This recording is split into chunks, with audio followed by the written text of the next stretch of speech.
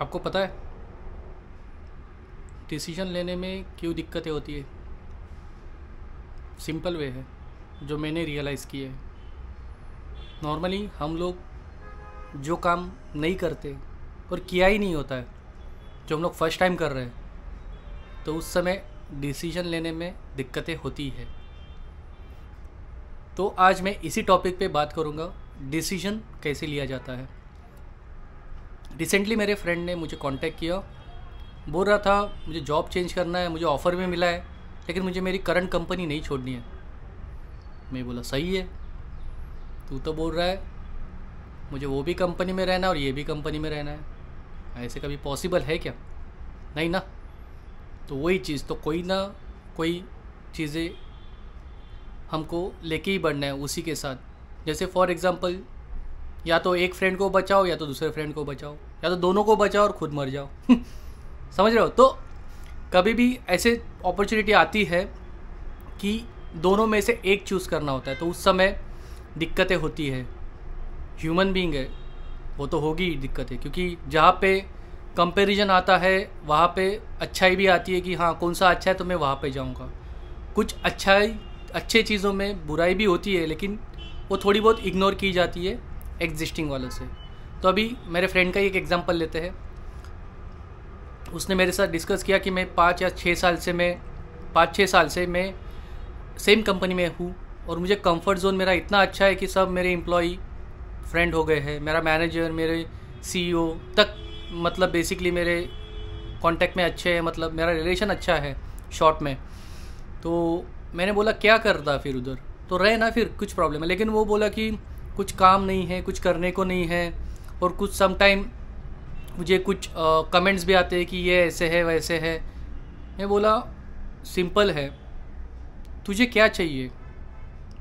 हर एक सिचुएशन में वही है, हमें क्या चाहिए। अगर कोई बोलता है तू ऐसे कर, तू वैसे कर, क्यों?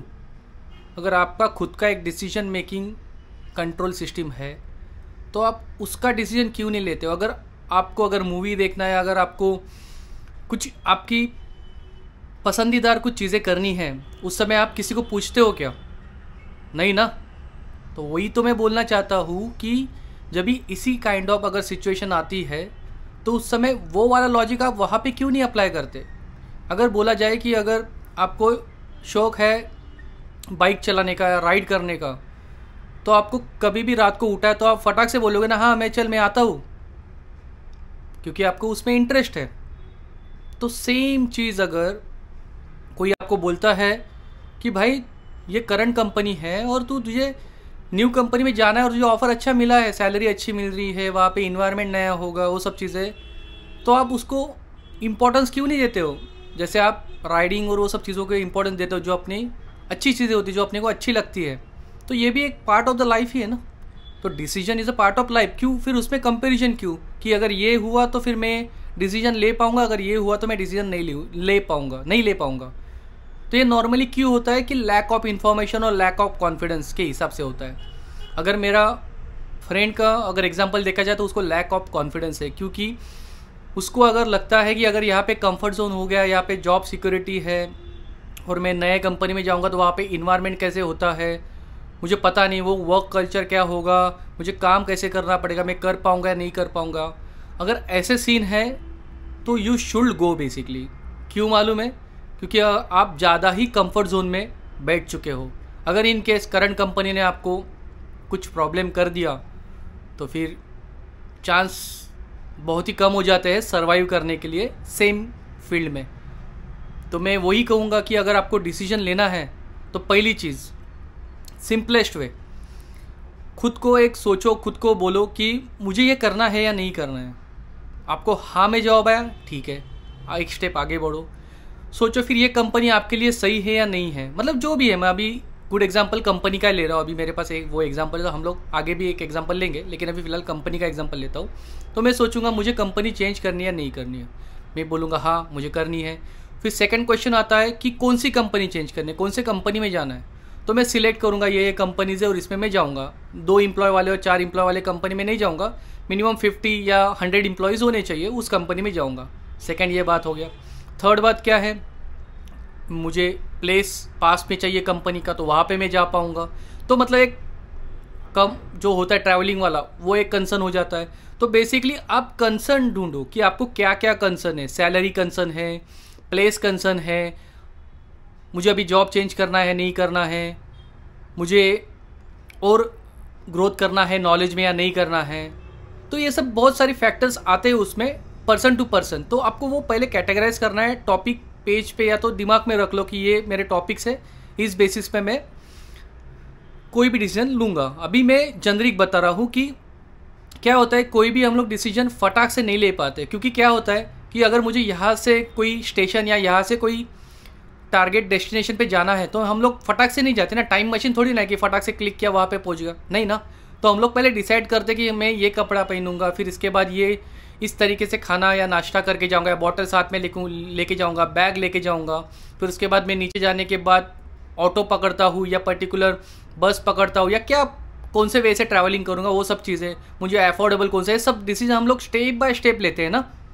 तो सेम स्टेप्स है इसमें भी। अगर कोई डिसीजन आपको लेना है, क्यों किसको पूछना है, आप ही कंट्रोल कर सकते हो वो चीज़ को कि वो डिसीजन कैसे लेना है।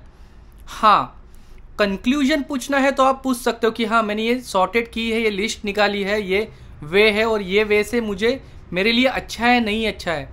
वो हम लोग क्या कर सकते हैं, एक्सपीरियंस बंदे को, जो भी एक्सपीरियंस है अपने ये फील्ड में, उनसे हम लोग कंसर्न कर सकते हैं ये मेरी लिस्ट है और ये मैंने सॉर्टेड की है, फिल्टर आउट की है, ये सब चीज़ें ये कंपनी के लिए अच्छा है, ये कंपनी के लिए अच्छा नहीं है। तो हम लोग सॉर्टेड करके हम लोग गाइडेंस ले सकते हैं, ना कि उसका डिसीजन ले सकते। वो तो अपने हिसाब से बताएगा, क्योंकि उसने वो रियलाइज़ किया है, उसने वो एक्सपीरियंस लिया है, उस हिसाब से वो बताएगा। अभी देखो सिंपल है, अपने फैमिली मेम्बर हमको क्या बताते हैं कि भाई ये मत करना, ये करना चाहिए, ये मत करो, ये नहीं करना चाहिए। तो वो क्यों बताता है, क्योंकि उन्होंने वो वैसे एक्सपीरियंस किया है, वो उन्होंने वो चीज़ें उन्होंने की है, वो उन्होंने वैसे एक्सपीरियंस करने के बाद उनको जो रिजल्ट मिला है उस बेसिस पे आपको कंक्लूजन देते हैं।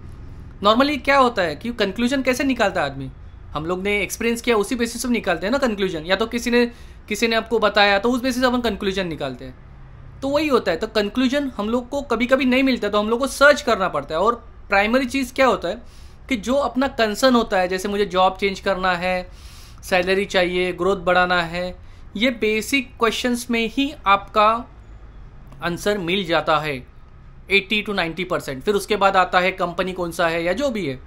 तो समझो मेरी बात को, जब भी आप डिसीजन लोगे या जो भी चीज़ें करोगे, तो अभी ये एग्जाम्पल में मेरा कंपनी चेंज करने का मूड है, मतलब मेरे फ्रेंड का कंपनी चेंज करने का मूड था, तो वो मुझे पूछता है, मेरे फ्रेंड को पूछता है, सबको पूछ रहा है, लेकिन वो और कॉम्प्लेक्सिटी में जा रहा है, और कॉम्प्लेक्स हो रहा है, उसका डिसीजन मेकिंग और कॉम्प्लेक्स हो रहा है।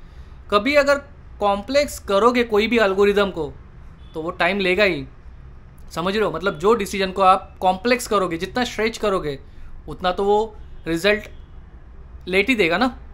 तो सिंपलेस्ट वे ढूंढना है। पहली चीज़, आप रेडी हो क्या जो भी चीज़ करने के लिए, अगर हो तो उसको कैसे करनी है, स्टेप बाय स्टेप एग्जीक्यूट करो, स्टेप बाय स्टेप प्लान करो, उस हिसाब से उसको एग्जीक्यूट करना है डिपेंडिंग अपॉन एक्सपीरियंस। तो वो एक्सपीरियंस आपके पास नहीं है तो पूछो ना कंसर्न पर्सन से, गाइडेंस लो कि ये अगर यहाँ पे मुझे जाना है तो क्या गाइडेंस, मतलब क्या किस तरीके से मुझे प्रिकॉशन लेने हैं, उसके लिए रेडी रहो।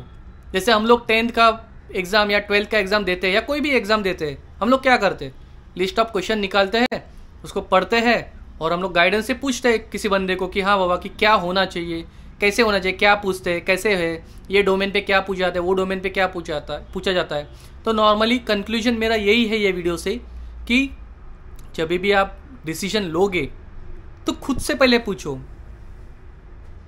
कि क्या, क्यों और कब, मुझे क्या करना है, क्यों करना है और कब करना है।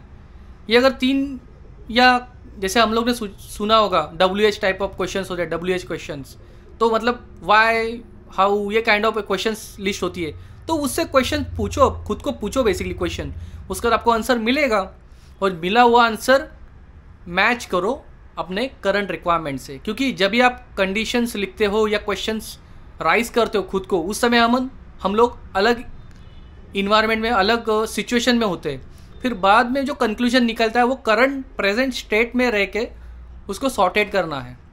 तो डिसीजन मेकिंग आसान हो जाता है कंपेयर टू पहले से। तो खुद ही डिसाइड करो क्या करना है, कैसे करना है, फिर उसके बाद जो बड़े लोग हैं उनसे गाइडेंस लेना ज़रूरी है। लेकिन गाइडेंस लो और वो अगर वो अच्छा बता दो, हम हमारे इसमें डिसीजन में हम लोग को चेंज करना है। तो सिंपल है, कोई भी अगर देखा जाए तो कोई भी लाइफ साइकिल, कोई भी प्रोडक्ट होता है वो कैसे होता है, जैसे कोई कार ये ले लो या बाइक ही ले लो, क्या होता है, एक बार लॉन्च होता है, कस्टमर यूज़ करते हैं, फीडबैक देते हैं, फिर से मॉडिफाई होता है, देते डिलीवर करते हैं, फिर से प्रोडक्ट, फिर से उसमें मॉडिफाई होता है। तो ये प्रोडक्ट सिस्टम चलता रहता है, मतलब इंप्रूवमेंट चलता रहता है। तो सेम चीज़ है, तो डिसीजन भी वैसे ही लेना है।